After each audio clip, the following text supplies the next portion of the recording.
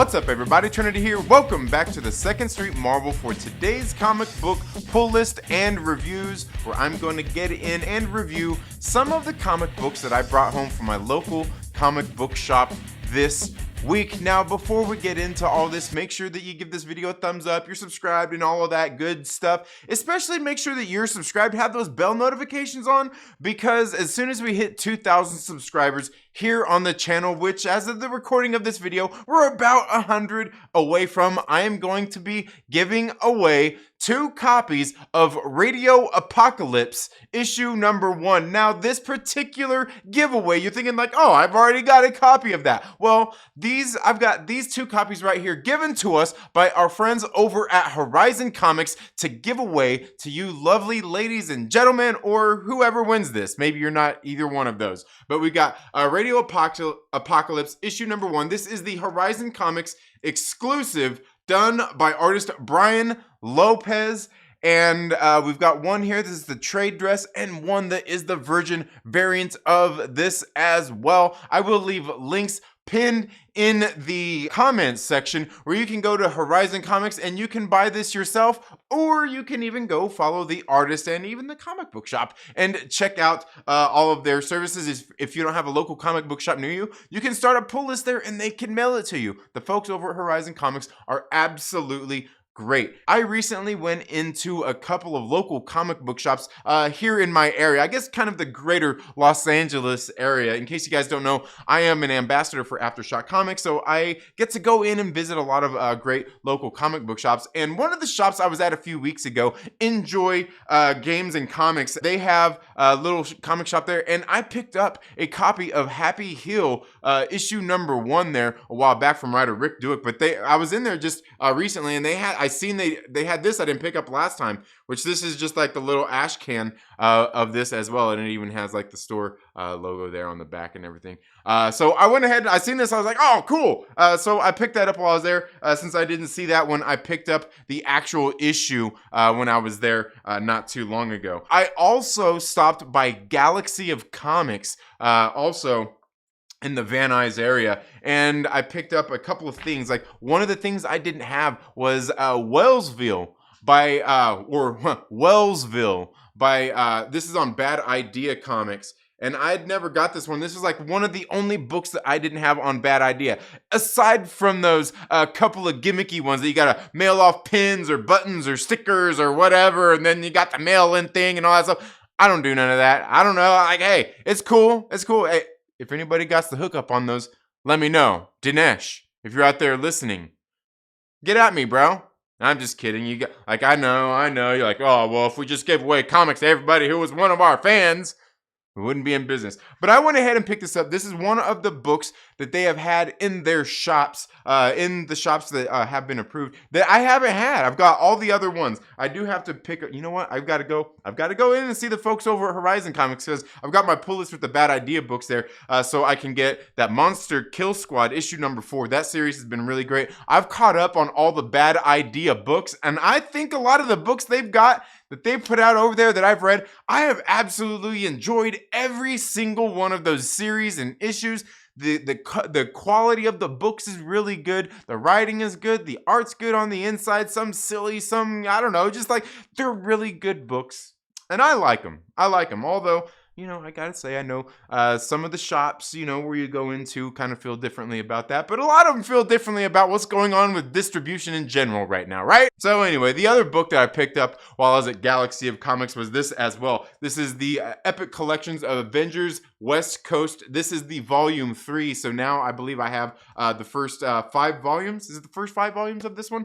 Right here. So I think I've got enough West Coast Avengers to keep me busy for a while. And I've really enjoyed it. I'm going through the volume 1 of the West Coast Avengers Epic Collections, and it's absolutely great. I am really enjoying seeing, you know, Clint Barton, Hawkeye go out and kind of leading the West Coast Avengers and everything that they're doing. I think where I'm at right now is it's tying into the Vision and Scarlet Witch series as well, where some of that started coming up. But anyway, let's go ahead and get right into some of the comic books that I pulled for this week. Now, in case you guys don't already know, there should be links down in the description as well, where you can go and skip ahead, chapter breaks and stuff, and see what books that I've got. I forgot to mention that just a minute ago, but they're down there.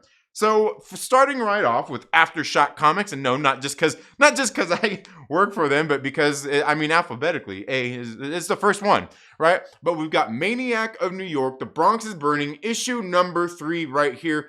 They got this nice Robert Hack horror fanatic variant here as well. And, a lot of places doing those horror variants these days, right? This one in particular is kind of cool just because, obviously this series is very much kind of modeled after, Jason, right? From the Friday the 13th movies.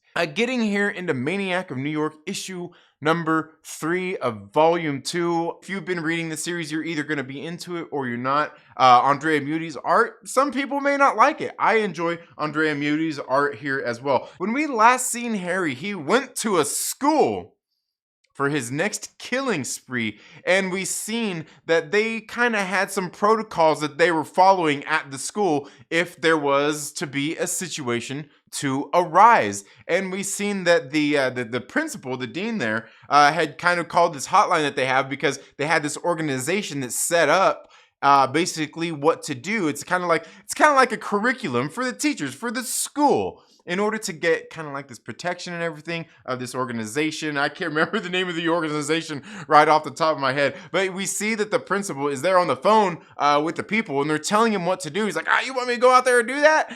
And they're basically telling him to go risk his life to assess everything as he's going along. And we see that, and then obviously we flash to our agents who have been hunting down Harry the whole time as he is there in this school. We find them hunting him down. It kind of comes to a nice little climax in this book. I like what's going on here. As we see the terror going through the school, and of course the cops show up there.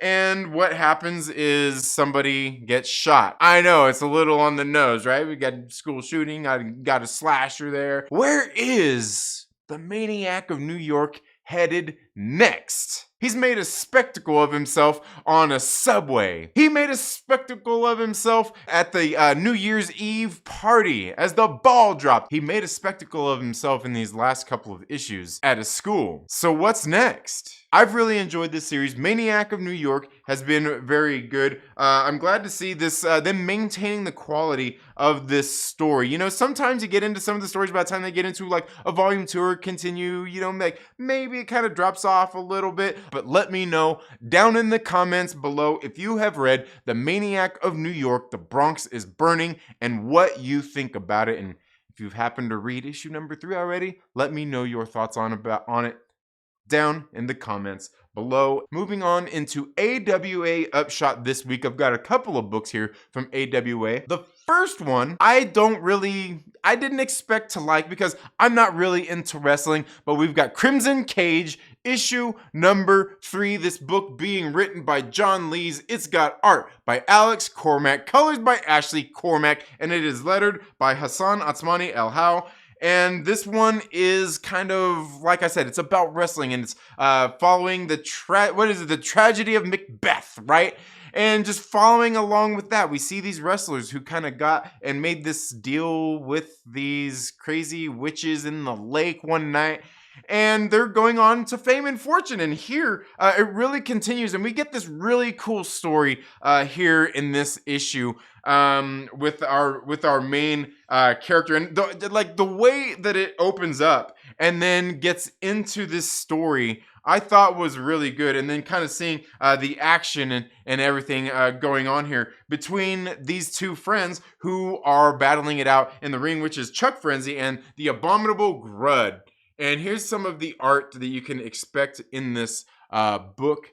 Again, I've really enjoyed this series overall. Crimson Cage is a series I've really been enjoying. One I would definitely recommend checking out, especially if you're into wrestling or just like I am, into all these books coming out on AWA Upshot.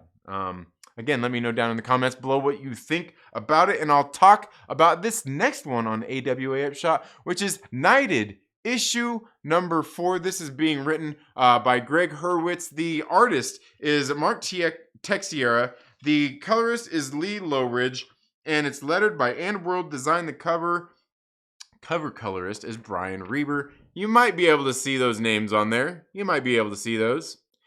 Now, I gotta tell you, I've really enjoyed this book where we see this hero who is kind of like the hero itself, this knight character, he's kind of like a Batman, right? He's kind of like that. He's kind of a play on Batman. You know, he's a millionaire. He's got these fancy toys. He's got this butler that works for him. And the butler kind of reminds you of like maybe like Lucius Fox mixed with Alfred, right?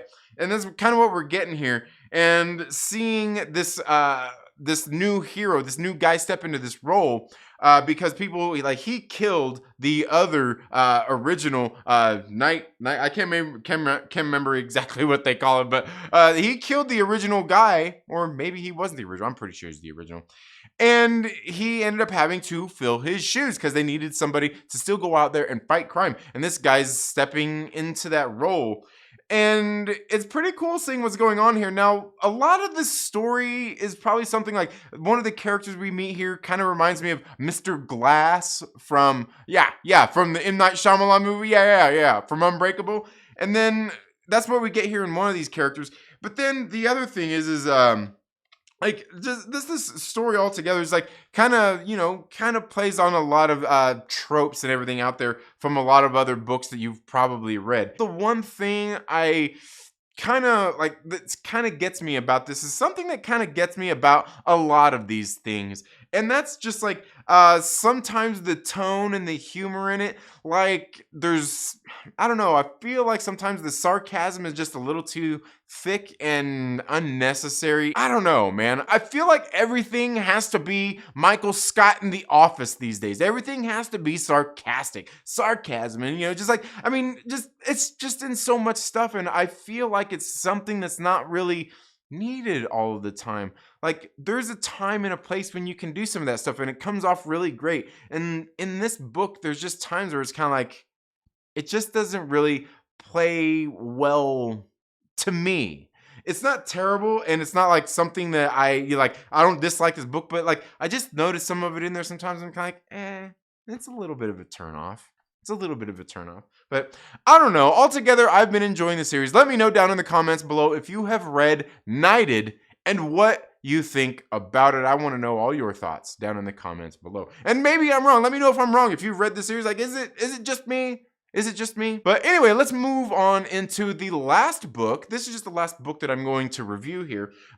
This week we've got Canto III, issue number 6, Lionhearted, on IDW Comics. And this series being written by David M. Booher, art by Drew Zucker, colored by Vittorio Estone, and lettered by And World Design. I'll show you those names right there as I talk about this book. And I'm not sure that there's really much I have to say about this book that I haven't said about the series already. Absolutely great. You've got to be reading this series. It's a great hero's tale, a great hero's journey, and it's not ending for him. This hero's journey has not ended for him. He's constantly moving and growing and moving on to the next thing Canto is, and he's going to be moving on to a new series as well.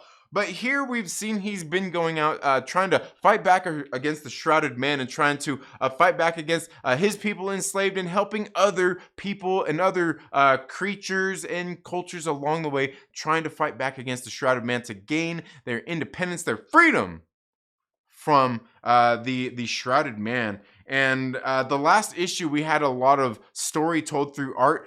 Here we get quite a bit of story told through just the art, and not as much dialogue. It's not so dialogue heavy in this issue as well, but we can clearly see a lot of the things going on here in this book as Canto has once again triumphed against evil. And I thought this was a very great ending to this story arc, and altogether just a really good, just a really great story that's going on in this book. I mean, I can't say enough great things about this series. If you haven't been reading it, you've got to go read it. And it's definitely a recommend for me. It's great for all ages, adults, kids, whoever you're going to put this book in their hands will probably enjoy, especially if they like some good kind of, I don't know, just some kind of good moral tales and everything. In kind of this fantasy world. I'm really enjoying this one.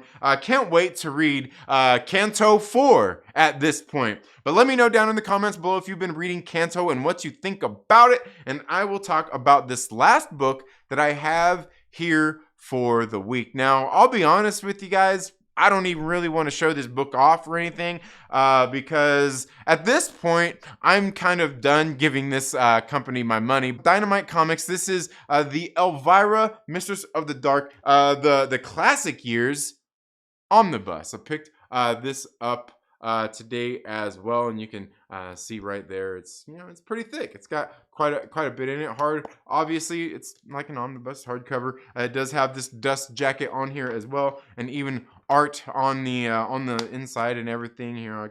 I guess I could show it to you. I was gonna do it in a video, but I guess this is a video, right? You can see that right there, and then it wraps around back, and you can see a little bit of that right there.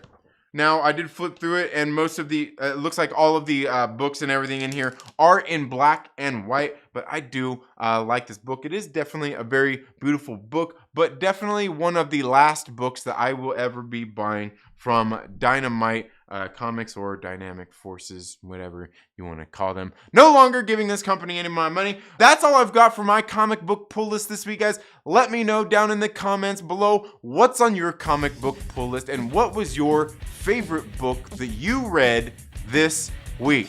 Also, before I let you go, don't forget about that giveaway we're going to be doing at 2,000 subscribers for this copy of Radio Apocalypse issue number 1, this Horizon Comics exclusive. I'm telling you, these are some absolutely great covers done here by artist Brian Lopez. Again, I will leave links down in the description if you don't want to subscribe here and support the channel and help us reach 2,000 subscribers, or maybe you just want to go purchase your own copies of this as well. I will leave all those links in the pinned comments section for you to go and check that out. Thank you all so much for being here today. Again, my name is Trinity. This is the 2nd Street Marvel. I am the 2nd Street Marvel. You all have a good day, and we'll see you in the next video.